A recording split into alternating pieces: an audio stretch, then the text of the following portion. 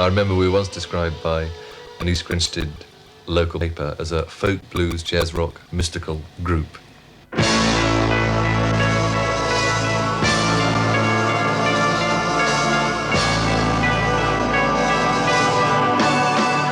Genesis are at their best in concert. Nearly everywhere they play, they take the audience by storm. And last year, they were voted #1 live band in the world.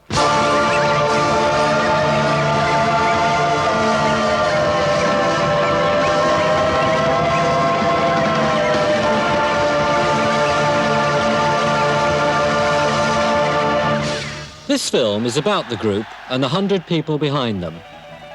The roadies, the truckers, the sound team, the lighting crew, the engineers and the management. More background personnel than a symphony orchestra. We follow them on 3 European dates, from Mannheim, across Germany, to Leiden in Holland, then over the channel to the Rock Music Festival at Knebworth in England.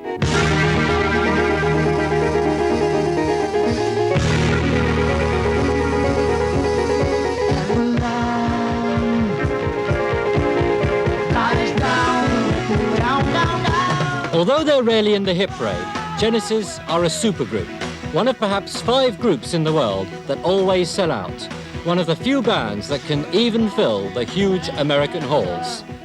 The millions of fans are there for more than just the sound. 200 jumbo jet lights change exactly to the music. The special effects would make a Hollywood mogul proud. The amplifiers are loud enough to drive 10,000 neighbours wild. Phil Collins on vocals and drums. Tony Banks on keyboards. Mike Rutherford on guitar. You might not have heard of them, but they have a massive following among the young that take rock music seriously.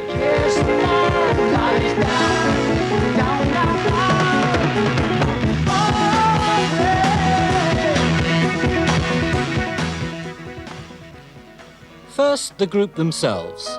And in the beginning was Charterhouse. A carved oak table tells a tale of times when kings and queens sipped wine from goblets gold, and the brave would lead their ladies from out the room to Arbors cool. It might seem odd that a successful rock band should have started out at a major public school.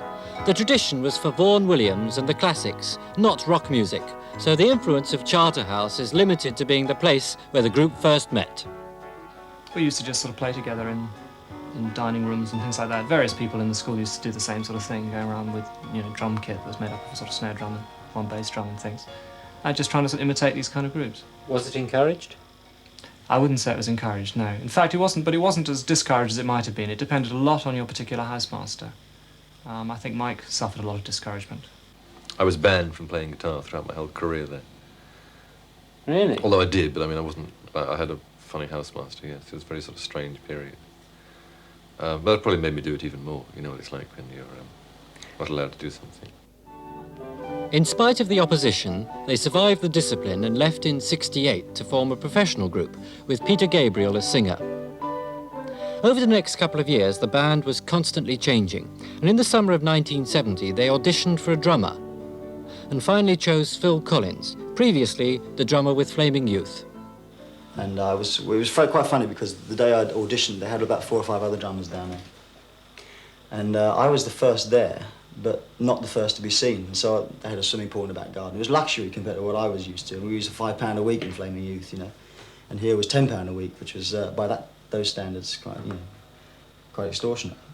Anyway, they had a swimming pool, and Peter invited us both to go swimming, myself and Ronnie. And so we went swimming. And all the time, I was listening to the other guys doing their parts. And of course, they were offering the same, they were auditioning the same kind of pieces for everybody. So by the time I got to play, I knew all the bits, you see. So I walked in there pretty slick, and I sort of made it sound a bit hard. And then I'd play along. And I suppose I impressed everybody, so I got the job. His background was theatrical and could hardly be more different from the rest. He started acting when he was 6 and finally went professional in his teens as the Artful Dodger. Yeah, when I was on my 14th birthday, actually, that was when I first did my first professional job. Well, I did some modelling, you know, like for knitting patterns and stuff, which is all rather embarrassing. Knitting patterns, really? Yeah, well, see, my mother was involved in a theatrical agency for kids. I did a lot of other things. I did television, half-hour, 30-minute theatres, BBC Two and stuff like that, which was okay. But the last thing I did was a film, a children's film, called Calamity the Cow, which has just been re-released. And featuring Phil Collins from Genesis, it said. Really? Which, Do you like your performance? I'd never seen it. I'd like to go and see it. I had to drag along one of my children to Saturday morning pictures. But I fell out with the director, you see, because at that time I was starting to grow up a little bit and had my own idea as to how my part should be played. And I was supposed to be the main kid in the film.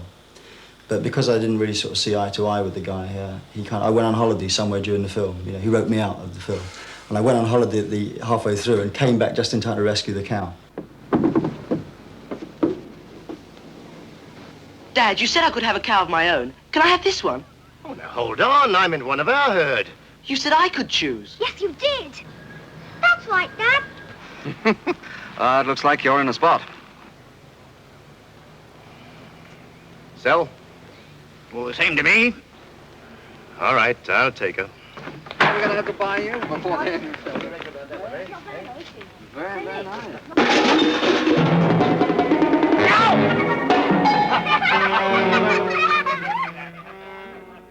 By early 1973, they were already attempting the technical sophistication that's routine for them today. But 5 years ago, it fell apart. They desperately needed a manager and turned to a promoter, Tony Smith, for help. And the first date was in Glasgow. And I arrived up in Glasgow to see them, and total chaos on the stage, absolute chaos. And finally, we had to cancel the show because they had something like 400 volts of electricity running through every single piece of equipment on the stage. Just could not walk on the stage. And I had to cancel the show in Glasgow, which is not the easiest of places to cancel shows, especially when the audience are in. And after that, I went back to the hotel and I sat down with them and said, look, you really ought to get a manager, because at that point they didn't have a manager as such. They had a lawyer and they had a chap who was trying to do his best on the road but just couldn't cope with it.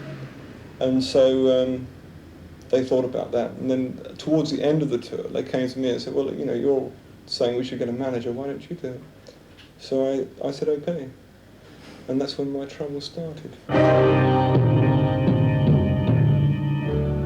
Since then, with slick management and constant touring, they've gradually become internationally successful.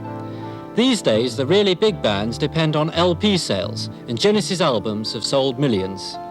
They've slowly evolved into a fairly highbrow group with a reputation for never playing a bad concert.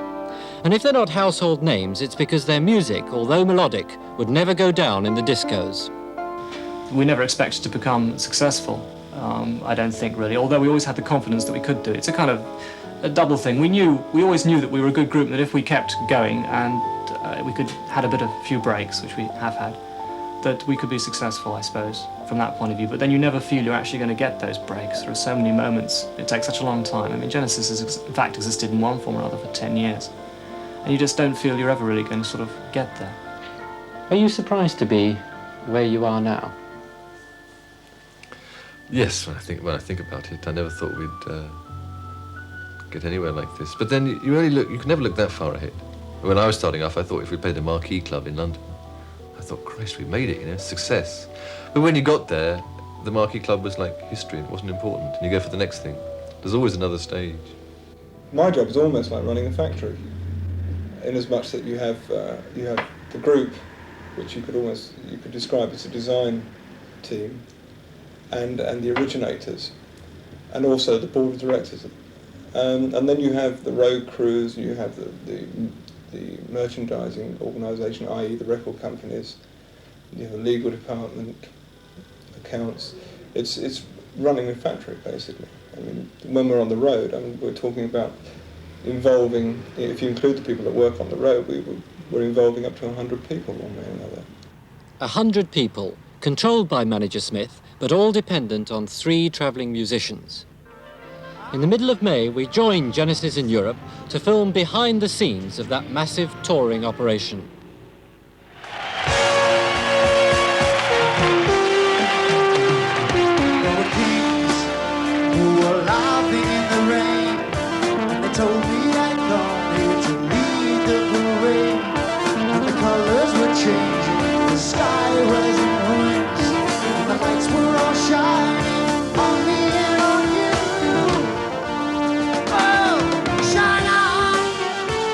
In an average year, Genesis will spend more than 6 months touring.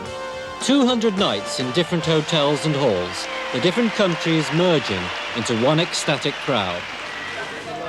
When we joined them late on a Thursday night, 11,000 Germans were leaving the Ice Stadium in Mannheim with decibeled ears and British music in their hearts. Before the last fans have left, the operation has already started. How to get a stage full of lights and sound gear reassembled and working 350 miles away in Holland by Saturday lunchtime. Behind the group are the 37 members of a tough, highly paid and highly strung road crew. This is an 8-hour day compressed into as little time as possible. In the 2 hours it takes for the band to eat and wind down, some of the most sophisticated rock equipment yet invented is put to bed. 20 tons of lighting, staging, faders, speakers, lasers, mirrors, drums, microphones, guitars and organs to be packed away, and tonight the German stagehands who usually come with the hall had unexpectedly gone home. What's happened to the stagehands?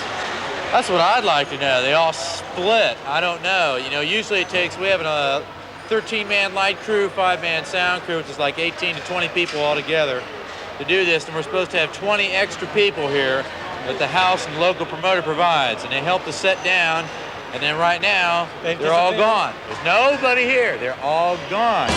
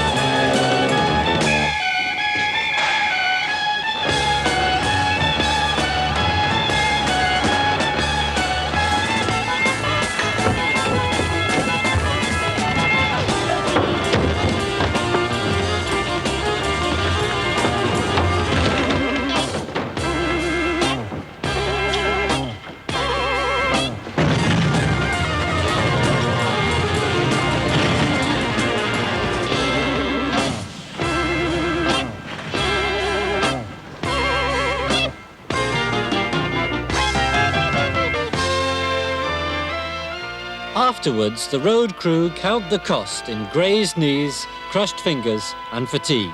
All that's left behind, like graffiti, is the rubbish. Everything else is in the trucks.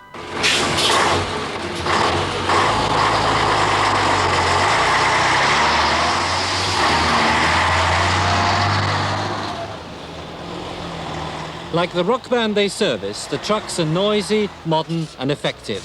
At 2:30 on the Friday morning, they leave Mannheim to drive halfway across Europe to the Dutch border.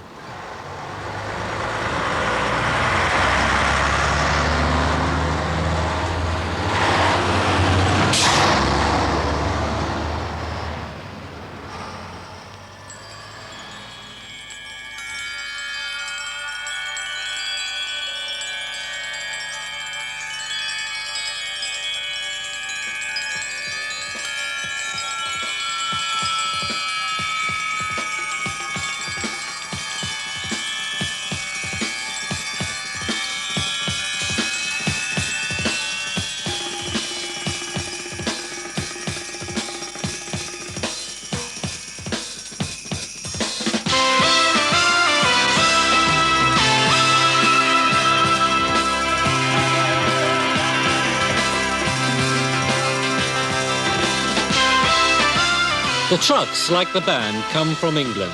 Edwin Shirley Trucking have their headquarters on a farm in Kent and lead the world in the rock trucking business. For the Genesis tour, they had 8 300-horsepower tractors, each with 40-foot trailers and a £65,000 luxury coach for the crew.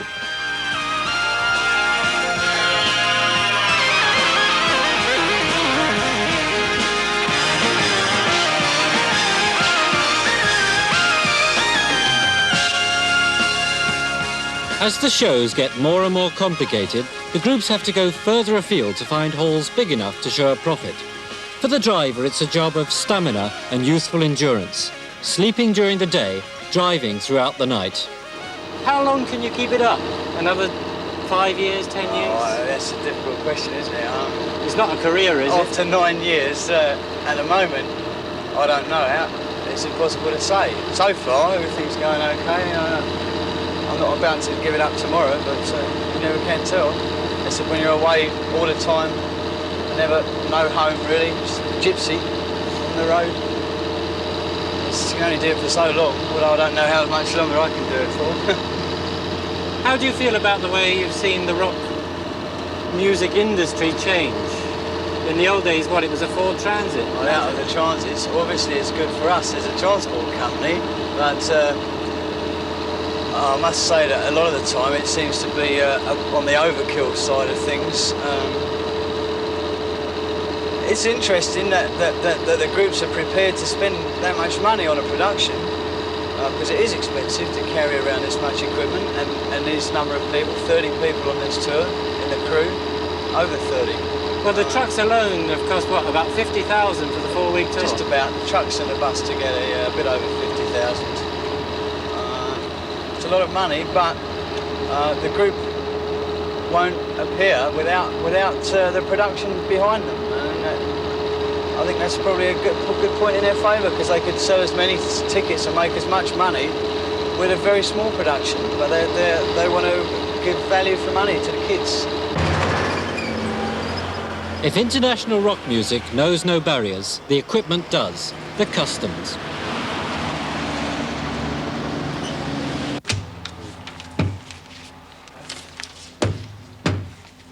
Whatever else they tell you about the common market, petty papers, minute regulations and enormous carnets live on. It took 18 stamps, 3 desks and nearly 2 hours to pass from Germany into Holland, a journey often smoothed and oiled by gifts of LPs and T-shirts.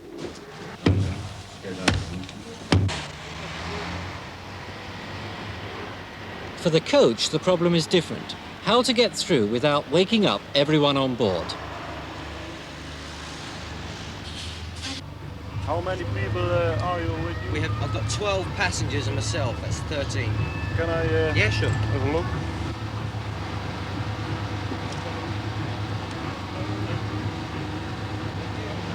Bye. See you next time. Okay. On several of the shows, the lighting crew won't finish until 3 in the morning, and they'll have to start at the next show at 8 the same morning. So obviously they need a special kind of transport. Well, this is the latest thing in crew luxury, the crew coach. For a start, the seats have got special air rider suspension system. And then at the back, firstly, a very essential toilet, and then in here, a specially mirrored shower. Fascinating if you want to see yourself rather than the TV. And of course, back here, the kitchen area. A fridge for the beer, a sink here, and up the top, a cooker. I'm talking fairly quietly as well, because back there are 13 members of the lighting crew asleep.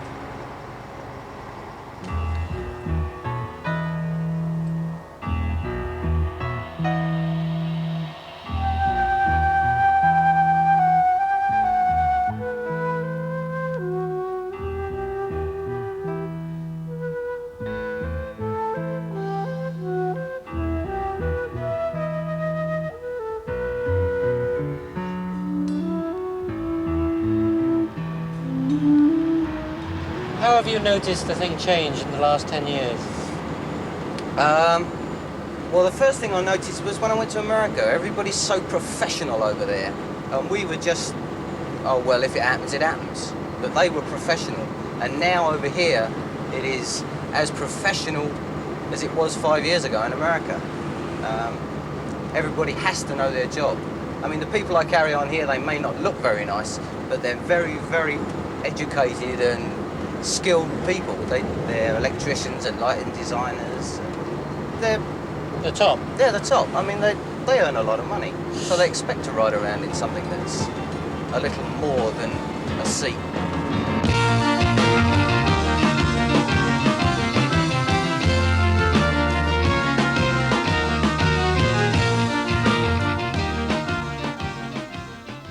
It's now 9:20 on the Saturday morning. I'm tired, the truckers are tired, The crew are tired, but already they've converted an old cattle market into the beginnings of a pop arena. In a few minutes, they'll have clipped the last of 200 lights onto the gantries, and the hard physical work will have finished. Then the technology begins. There's so much technology behind the Genesis show, you sometimes wonder what it's for. Is it the music or a demonstration of electronic perfection? The machinery of modern rock has outgrown its origins. There are 96 lighting channels, with lights at every conceivable angle. And then, of course, there's the laser. Well, this is my control panel here, and I don't know whether you can pick this up. It's awful bright in here. All right, so what I'm doing is working out effects with the man that operates the mirrors, trying to get a little more punch out of everything. So I'll open up the fader, and I'll see if we can't get you something you might be able to take a picture of.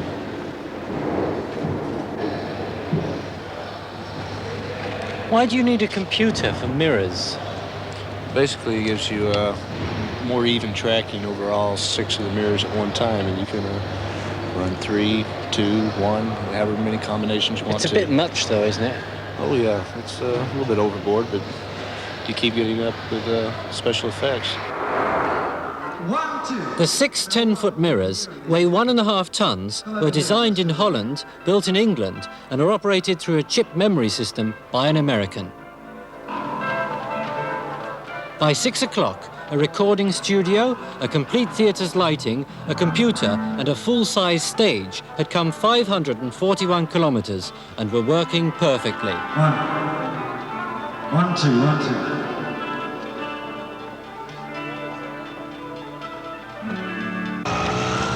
The show had been sold out 4 weeks ago. 12,000 Dutch fans paying £60,000 to get the nearest possible seats to the enormous speakers.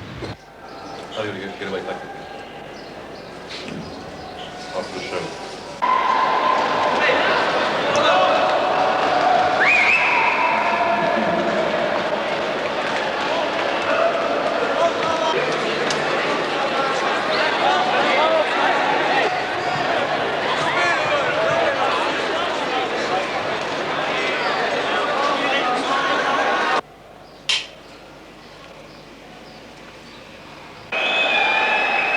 Within a few minutes, the Groningen Hall no longer smelt like a cattle market. The air was so full and aromatic, you could get stoned just by being there.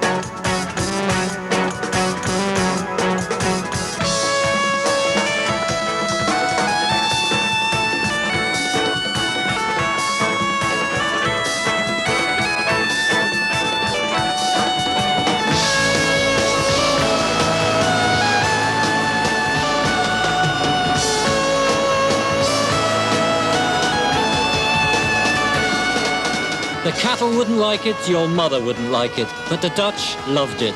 For the second performance running, the Genesis Electronic Jamboree scored a hit. Just before midnight, the whole process will start again. The truckers will drive through the night, the crew will sleep on their bus, and the group will wind down at yet another hotel.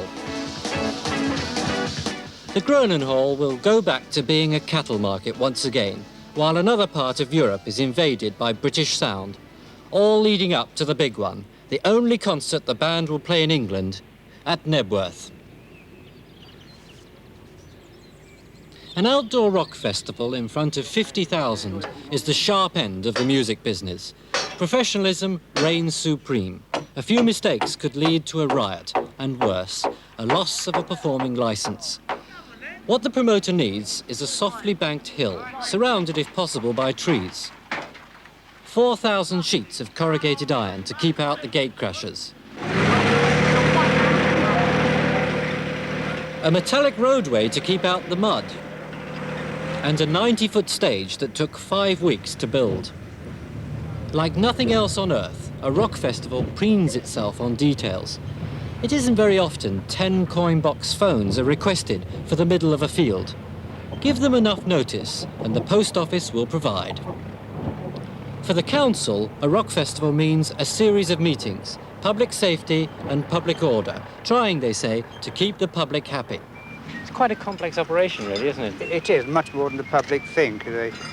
Imagine you just put a stage up, plug in, and put a couple of amplifiers, and away you go. But it's really, you're starting off with all the amenity of quite a large town. That's public health, safety, welfare, medical services. And for instance, there are at least 250 trained personnel on the Red Cross and ambulance, and that includes about 14 doctors, and they do a wonderful job.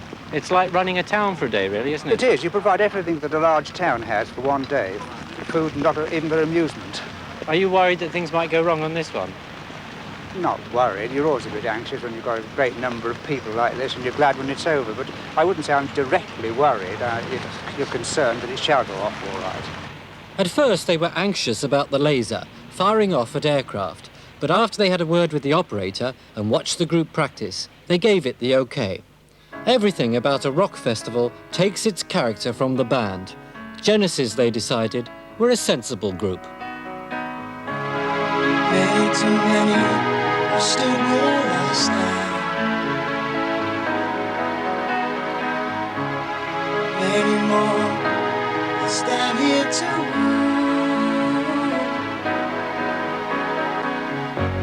The thing that I find strange is the way you built me up and knocked me down again.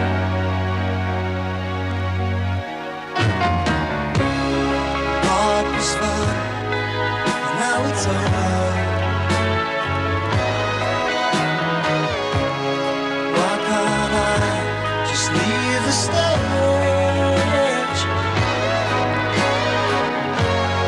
Maybe that's because you securely locked me up and threw away the key.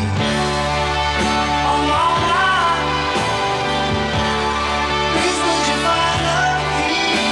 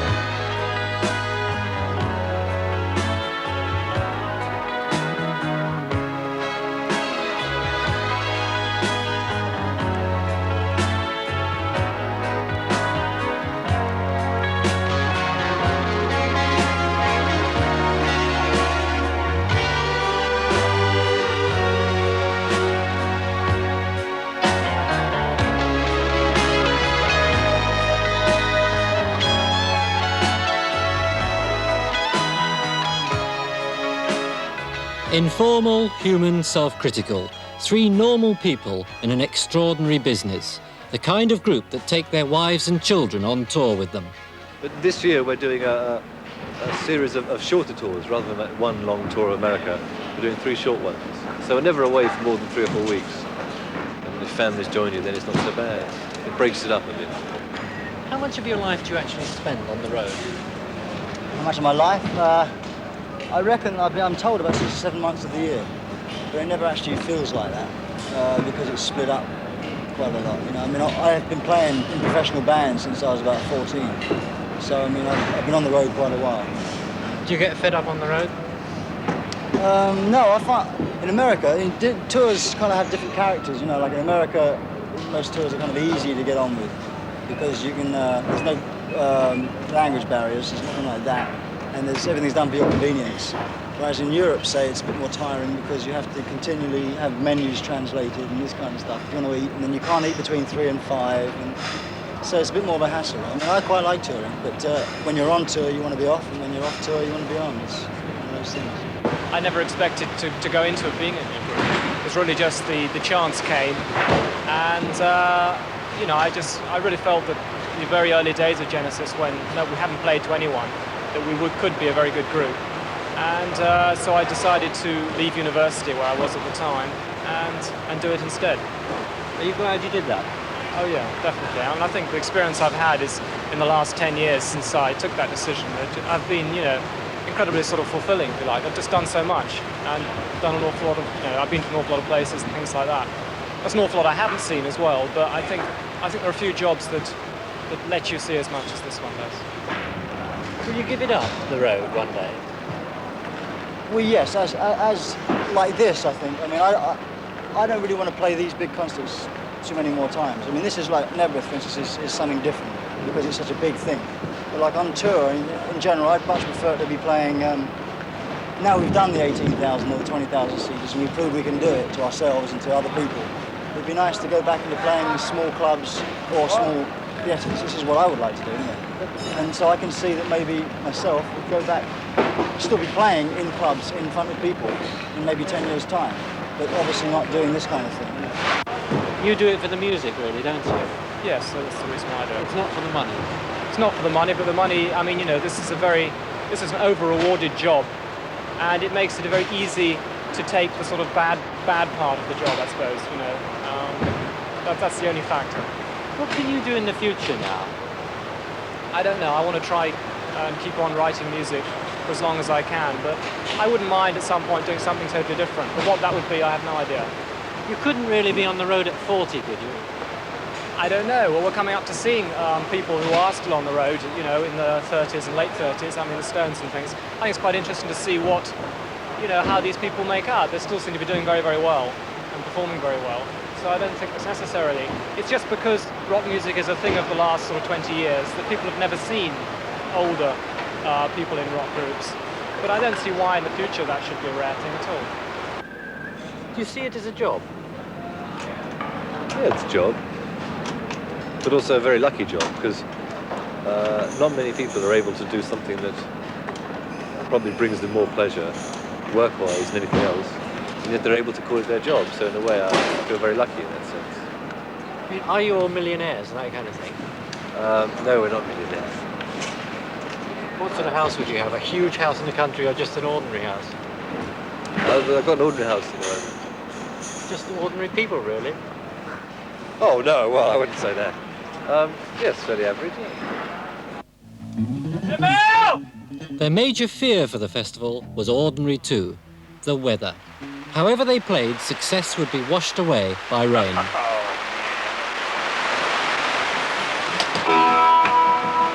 The sound check was virtually ruined. The arena became soggy. If it was like this on Saturday, the fans would have 16 hours in the rain, and even the band would need Wellingtons. Altogether on this site, they've got 450 of these loos, 300 feet of urinal, and they'll need them. Because over the back, they're delivering 180,000 cans of Coca-Cola, and that's got to be disposed of somewhere.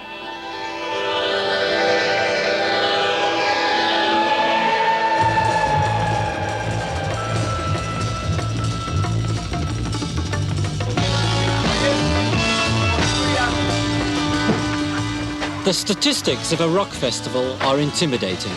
25,000 sandwiches, a 7-ton lorry load of meat pies and sausage rolls, 2 Arctics full of tea and coffee, a truck of sweets and ices from Bristol, 20 ice cream stalls and a 50-outlet catering service. By Friday night, the gently sloping field looked like Brighton before a sunny Saturday, and the promoter was calming down. Do you know how much money you will make when the whole thing is added up? That's a great question to ask me. No, I'm afraid I don't. At the moment, I mean, as you can know, you probably don't see because you've just really come in at a fairly quiet moment. But things escalate all the time. You know, backstage, our requirements because of the rain mean we need all sorts of extras, and these add to the cost all the time. Is there a chance you could lose money? Not really, I don't know. It's again, on this particular concert, I think we're reasonably in good shape there. But when you have rain and additional problems and additional expenses, certainly that's one of the times when you could. Why do you do it? To make a living, I suppose, should be the obvious thing to say, but probably because it's a challenge. It's quite a sort of an exercise, which I like to think I do well, and I like to think I can do better each time. No one, probably not even Freddie Bannister, could say for certain how many would actually come to the festival. But already, a whole day early, a compact village of tents had assembled outside.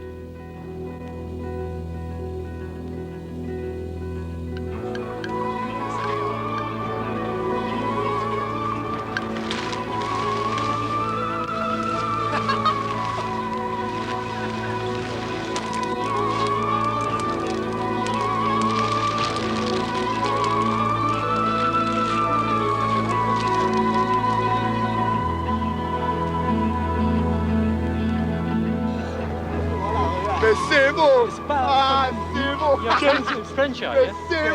French? Yeah. You've not come all the way from France for this, have you? Really? Yeah. How'd you get here? Hovercraft. Train hovercraft. And I've been all the way from France for this. You're obviously fans, aren't you? Of course. Have you got a tent? No. Aren't you going to get wet? Maybe. Genesis are are here. 3:30 in the morning, right? Genesis are here. It does not matter. Oh, it sure does if it's raining. No, it doesn't. Oh, well. Phil Collins will make it all right the next day. I wish you a pleasant evening. Thank you. See you there. Okay. Allez, bye bye. Au revoir. Vive l'Angleterre. Vive le sac.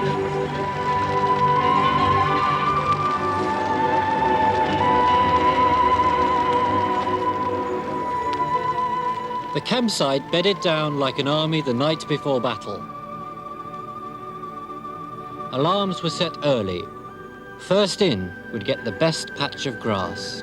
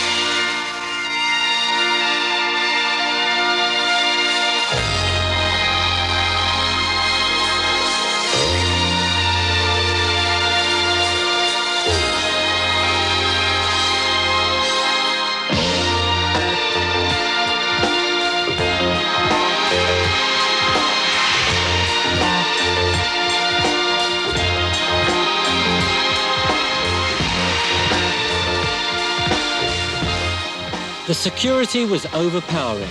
500 volunteers, many from the army, were paid £20 to politely see that no one went where they shouldn't.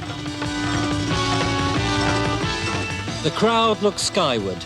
If £5.50 seems a lot for a ticket, most of the fans would have paid double that for sunshine.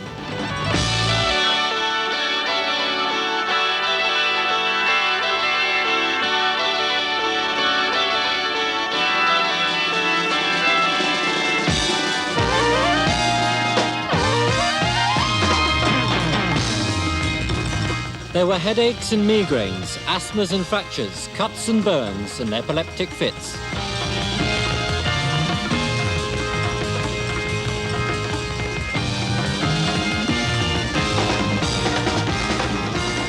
But above all, there was patience. They waited 13 weekend hours on damp grass in cold wind before the top of the bill came on.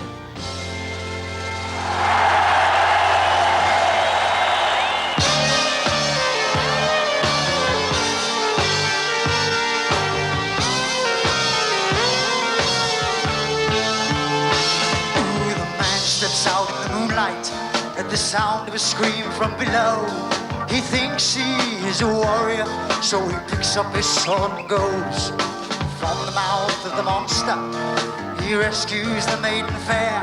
Ah, but we know she's a demon, come to lure him to the demon's lair. Through restless foliage, tall trees he leads to a house in a clearing, a place in Hafia she calls home.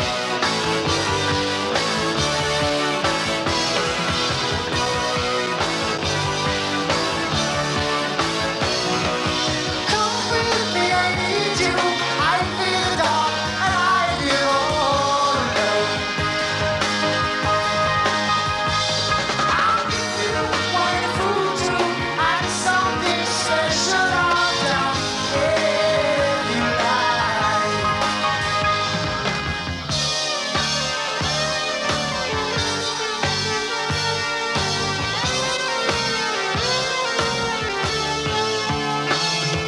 And though his body bids him to enter in with her, there was something in her manner that his mind could not ignore.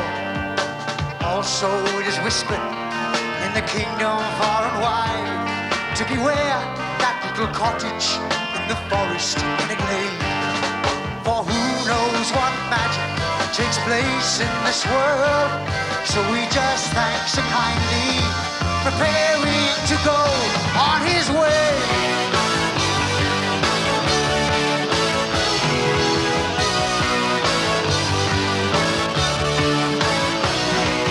Come with me, I need you. I feel dark and I am all alone.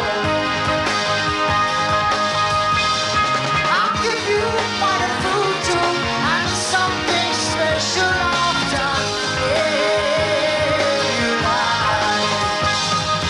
Come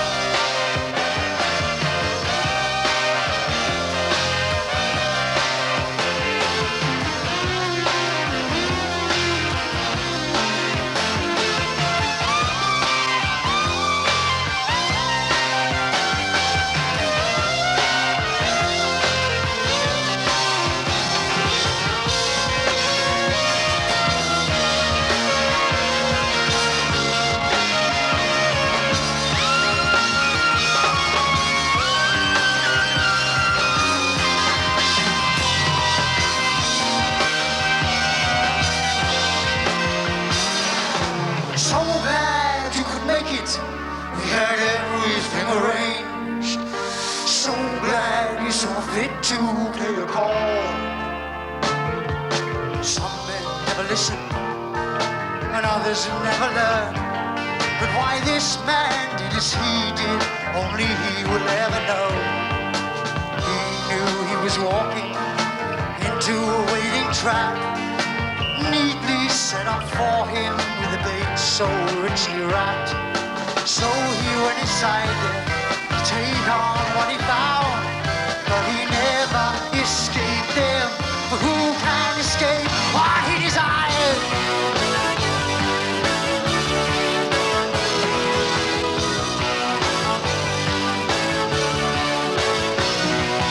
Come with me, I need you. I feel down and I am all alone.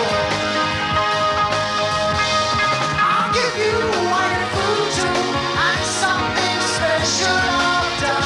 Yeah, you lie.